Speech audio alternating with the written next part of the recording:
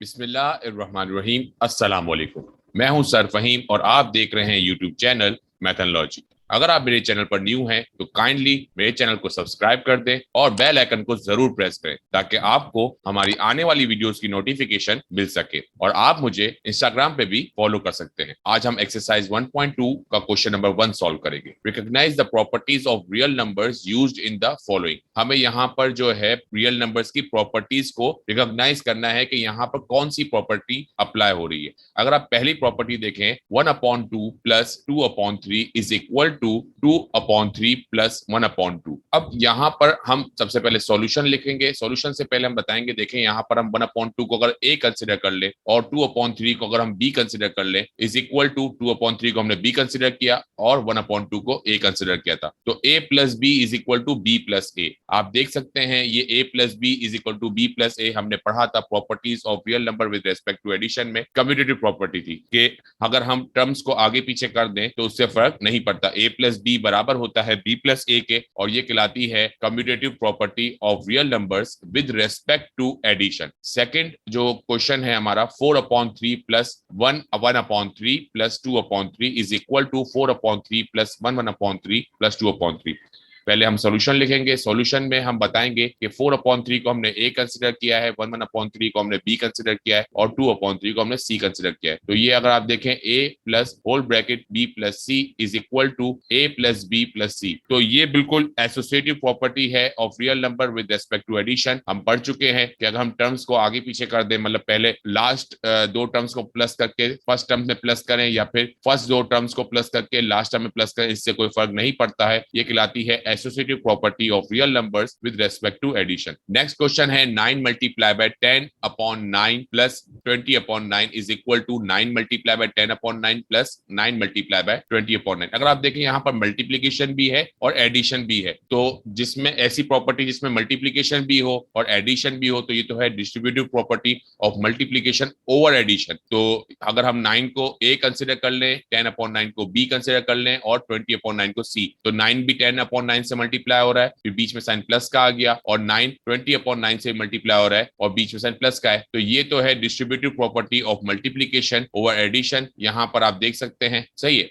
Next question है हमारा 4/5 plus 5/7 multiply by 7/8 is equal to 4/5 multiply by 7/8 plus 5/7 multiply 7/8। एक बात और कहनी थी कि अगर आप इस क्वेश्चन को इस वीडियो को देखने से पहले हमारी जो 4 वीडियोस हैं, properties of real number with respect to addition, properties of real number with respect to multiplication, properties of distribution property of inequality over addition and subtraction, properties of inequalities of real numbers, ये जो 4 videos हैं ये जरूर देख लें ताकि आपको ये क्वेश्चन अच्छे से समझ में आ जाए। चले क्वेश्चन नंबर 4 है हमारा, पार्ट 4 जो है 4/5 प्लस 5/7 मल्टीप्लाई बाय 7/8। अगर आप देखें यहाँ पर भी मल्टीप्लाई भी हो रहा है और एडिशन भी है, तो ये भी डिस्ट्रीब्यूटिव प्रॉपर्टी ऑफ मल्टीप्लीकेशन और एडिशन है। ये जो है लेफ्ट डिस्ट्रीब्यूटिव प्रॉपर्टी थी और ये है राइट डिस्ट्रीब्यूटिव प्रॉपर्टी थी जो हमने प्रीवियस क्लास में पढ़ा था। तो आप देख सकते हैं यहाँ पर राइट साइड से सी जो है मल्टीप्लाई हो रहा है पूरे ब्रैकेट से, तो हमने कहा distributive property of multiplication over addition, दोनों में आप एक ही नाम दे देंगे। नेक्स्ट सवाल है 7/5 minus 5/3 multiply 10/15 is equal to 7/5 multiply 10/15 minus 3/5 multiply 10/15। ये भी डिस्ट्रीब्यूशन प्रॉपर्टी, क्योंकि यहाँ पर मल्टीप्लीकेशन भी और सब्ट्रैक्शन है, तो ये जो है ओवर एडिशन थी और ये है ओवर सब्ट्रैक्शन। तो distributive property of multiplication over subtraction है ये हमारी। आप देख सकते हैं इसको हमने नाम दे दिया distributive property of multiplication over subtraction, क्योंकि सी जो है ए से ही मल्टीप्लाई होगा, बीच में साइन माइनस का आ जाएगा, और सी जो है बी से मल्टीप्लाई होगा। बिल्कुल इसी तरह 10/15 7/5 से मल्टीप्लाई हो जाएगा और माइनस साइन आ जाएगा, और 10/15 5/3 से मल्टीप्लाई हो जाएगा। ये है distributive property of multiplication over subtraction. अच्छा, अब अगर आप देखें D/C multiply by E/F is equal to E/F multiply D/C। यहाँ पर एडिशन तो नहीं है, मतलब ये जो है properties of real number with respect to addition की बात नहीं हो रही यहाँ पर बात हो रही है properties of real number with respect to multiplication. अगर आप देखें फर्स्ट फैक्टर और सेकंड फैक्टर, पहले first factor multiply second factor था इज इक्वल टू, पहले सेकंड फैक्टर पहले आ गया और फर्स्ट फैक्टर बाद में आ गया, तो ये बिल्कुल कम्यूटेटिव प्रॉपर्टी है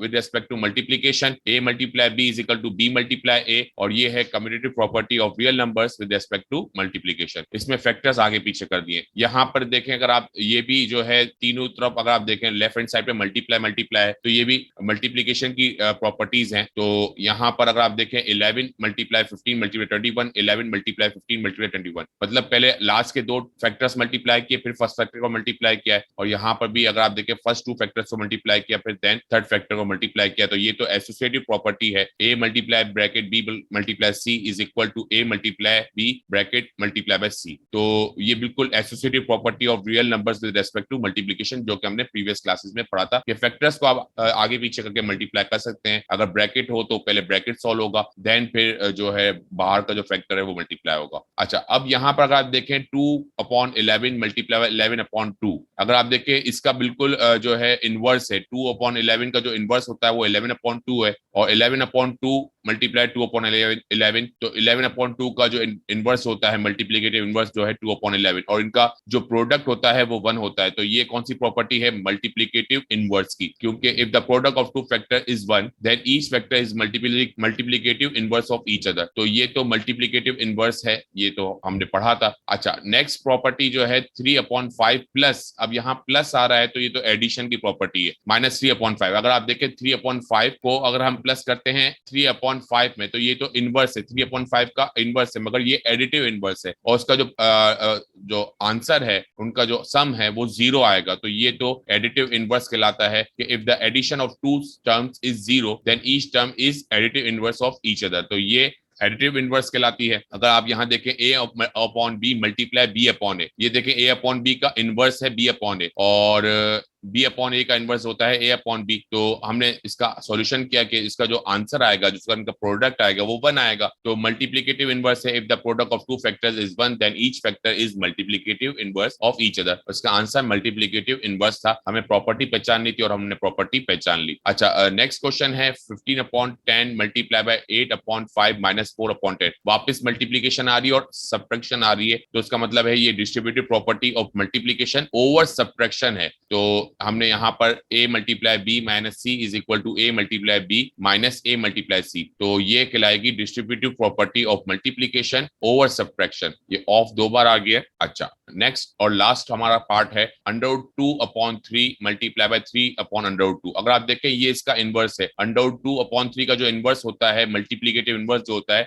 3/√2 होता है, और 3/√2 का जो इनवर्स होता है, मल्टीप्लिकेटिव इनवर्स जो होता है वो √2/3 होता है, और इनका जो प्रोडक्ट होता है वो 1 होता है। तो ये तो a multiply b, a multiply 1/a is equal to 1 हो गया। ये मल्टीप्लिकेटिव इनवर्स है, if the product of two factor is 1 then each factor is multiplicative inverse of each other. उम्मीद है आपको जो आज हमने क्वेश्चन नंबर 1 जो है रिकॉग्नाइज किया है कि कौन सी प्रॉपर्टीज थी वो समझ में आ गया होगा। इंशाल्लाह नेक्स्ट वीडियो में हम क्वेश्चन नंबर 2 सॉल्व करेंगे। तब तक के लिए इजाजत दीजिए। अल्लाह हाफिज।